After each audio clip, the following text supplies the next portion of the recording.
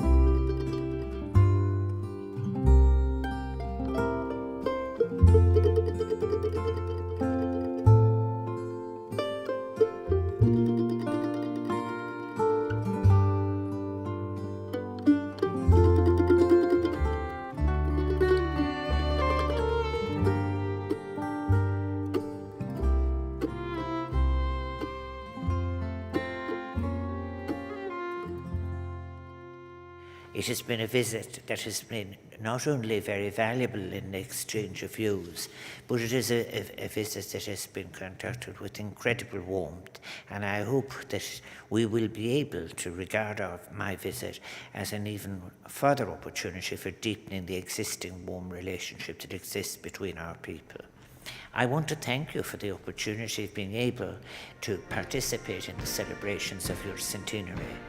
You mentioned indeed, as indeed we have had in our conversations together, there are many things we share in the past, including dealing with the presence of powerful neighbours, but also dealing with the aspirations for independence, preceded by a very deep and meaningful attempt to celebrate our own cultures.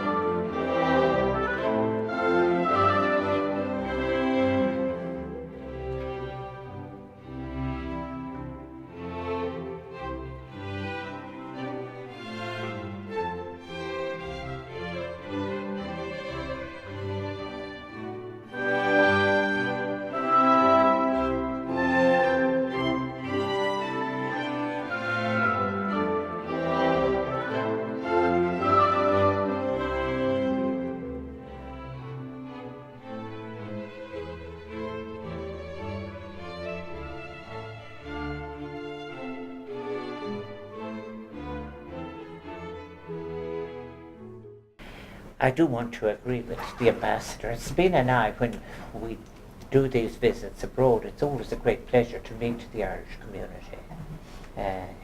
And it doesn't matter what size the community is, they are all important. It's the case of the Irish family, na hÉireann na hÉireann is cuma conhfuil siad nó siad Somalia nó hUigínn. It's a pleasure to meet you all. It's my first time visiting this building, which of course is a very historic building.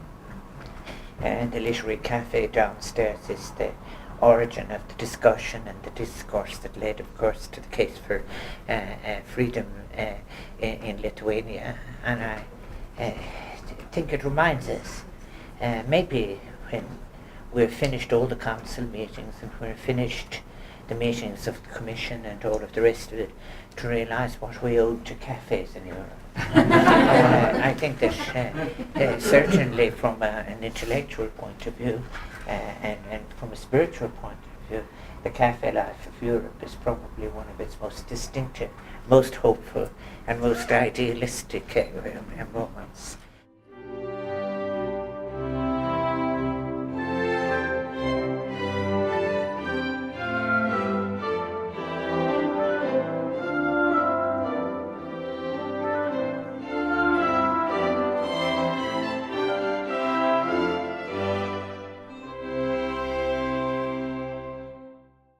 Our two nations, I think, are sustained, and you mentioned river dance, by a deep commitment to culture and music, which of course knows no boundaries. But I think they're also of having a vision that is reflected through, I think, an indomitable pursuit of freedom that gives, I think, as well, peoples the opportunities of building just, inclusive and free societies.